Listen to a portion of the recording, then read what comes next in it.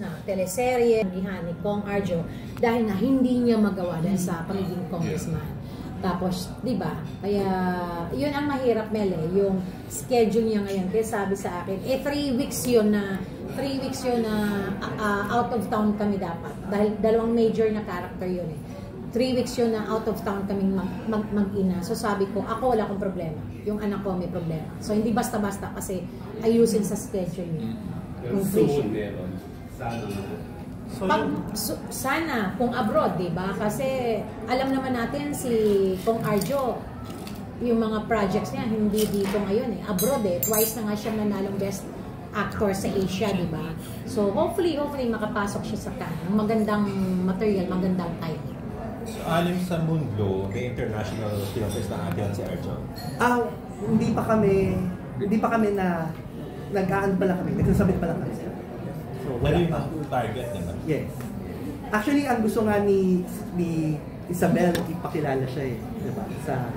Sa Hollywood. Papakilala, gusto ni thankful din ako kay Isabel Sandoval kasi gusto niyang kunin si Arjo, gusto niyang ipakilala sa Hollywood, sa abroad kasi sabi nga niya sa atin na yung in-expect niya kay Arjo mas lagpas pa yung pinakita niya kong Arjo. So sabi niya hindi ako mahihiyang Tsaka yung feedback ng mga nakapanood kasi nagko-consult kami sa mga tao. Ang taas nung tingin kay Arjo. Wala lang siyang time.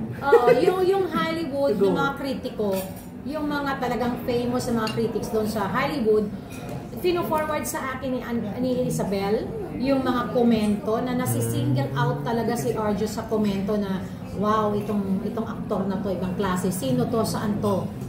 Pinoy ba to? Kasi mukhang hindi siya Pinoy So, humahanga sa kanya. So, excited din kami. For Mundo? Mundo. Nagpanood na nila? Kasi nagko-consult kami. Ganun yun. Pati yung Renoir, ganyan. Kinoconsult sa mga. Pinapapanood mo sa mga to give feedback. Oh, wow. So how do you feel about it? Masaya, di ba? Sabi ko nga sa kanya, sabi ko nga kay Arjo, kung hindi ka congressman, nako. Ang taas ang layo na narating mo sa showbiz. Nag-congressman. Kaya wala, yun ang gusto niya di suportahan, respeto. Nandun yung passion niya. Nandun yung passion niya sa nandun yung passion niya lagi. So kinikilig ka ba na parang in the future Hollywood actor na si Arjo? Actually, hindi ako maging sinungaling na pinangarap ko yun. Kasi yun naman talaga yung goal namin When in fact, before nung nag-congress siya talaga, before siya tumakbo, balak na namin pumunta siya abroad, balak na namin punan siya doon ng titirhan, audition siya ng audition, doon ka mag-focus. Huwag ka na dito, audition ka ng audition. Okay na yung plano namin, biglang tumakbo. Okay. Yun talaga, sabi, wala kaming magawa doon. Pero yun yung plano. So ngayon, paano niya gagawin yun? Di ba? Congress siya. Dito nga lang, magsushoot siya dito, hirap. Kasi Monday, Tuesday, Wednesday, nasa Congress siya So, ang Thursday, Friday, Saturday, nasa distrito siya. Sunday, kay Maine yun Diba? So, ang hirap. Kaya sabi ko sa kanya, gusto mo mag-Hollywood, give up mo yung Pero dream din niya yun. Dream niya yun. Nung umpisa, dream niya yun talaga. Kaso nga, inagaw siya ng politics. So, ang dami-dami niyang shows ngayon na tinatanggihan. So, who knows, baka after nitong film na to, diba? After 3 years, magbago na. Diba, hindi natin alam ang buhay. Hindi natin alam. Malay ba namin makapag-red carpet kami? I'm sure kayo lahat nagulat din. Kaya nga. Kasi ang dami nag-text sa akin, bakit nasa red carpet ka? Artista ka ba? Producer ka ba? Bakit nasa main competition yun? I mean, diba? And nakaka-proud kami. Nakaka-proud. Sabi ko nga, Alin, nakaka-proud kasi sanay tayong, diba, ang huling nag-rampa doon si Dali. Na hindi din Filipino film yung kasama niya, di ba?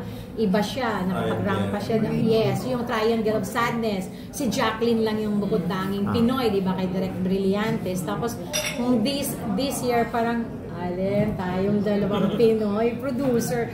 Whatever it is, Pinoy pa rin kami. At collaboration, sabi mo nga, that's the way to go, di ba? Parang collaboration na yun. Dun sa film, Renoir, kayo? Equal participation ba kayo? Are you a major producer or a minor producer? We are called co-producers. So equal. Yes. You are equal producers. Yes. Hindi kami yung nagbigay lang dito ng ganito lang. So, at ang masaya nga doon, yung sabi namin, nagbigay kami, nagkipag-pro at natuto kami. Kasi nagtrabaho kami mismo sa pelikula.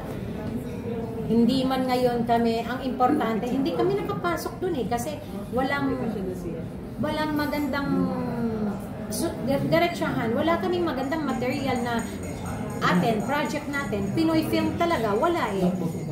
Wala kaming mapasok pa ngayon. So, hindi basta-basta makapapasok doon ng ganun-ganun lang na pelikula madala. Kasi hindi ka talaga pwedeng matanggap doon. Kailangan talagang ibang klaseng pelikula. Maganda pagkagawa, kilala yung director, alam mo yun? Tama yung ginawa. So ngayon, hindi ako makapasok ng Pilipino muna, hirap. Di sige, magpakilala tayo. Meron ditong nag-offer na Japanese production sa amin.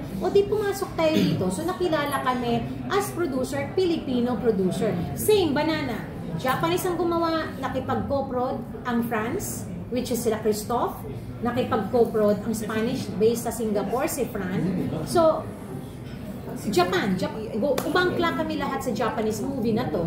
Tapos, lahat kami nakapag-red carpet. So, nakilala yung production. Pag sinabi mo dun sa kana, Daluyong to, Nathan, meron kaming record doon na meron kaming Renoir na nakapasok sa main competition.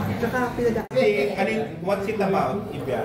Okay, ang dalawang artista lang sa amin na sa main tawag niyan si Nor, ang Ria, yung bida, pero kumbaga lahat kasi stage actors ang kasama namin. So yung talagang nakagawa ng full length na movie, I guess. So di ba parang nandito talaga sa showbiz, masabi mong okay, nakikilala mo lagi, nakakasama mo lagi sa serye kami ni Cedric Juan.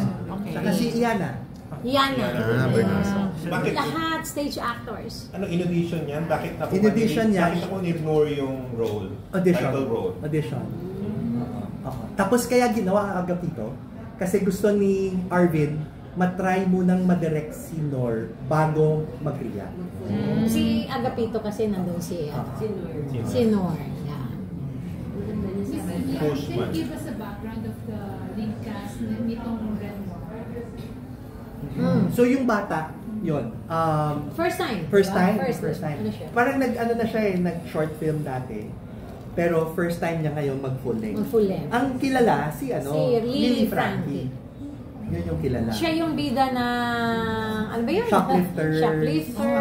Meron siyang show ngayon sa Netflix, yung Tokyo Social Climber, parang gano'n. And he's famous. Famous siya sa Japan. Na si Lily Frankie. Tsaka pati sa ibang bansa. Famous siya sa ibang bansa. Is it part of the requirements ng kaya na international actress? Hindi naman.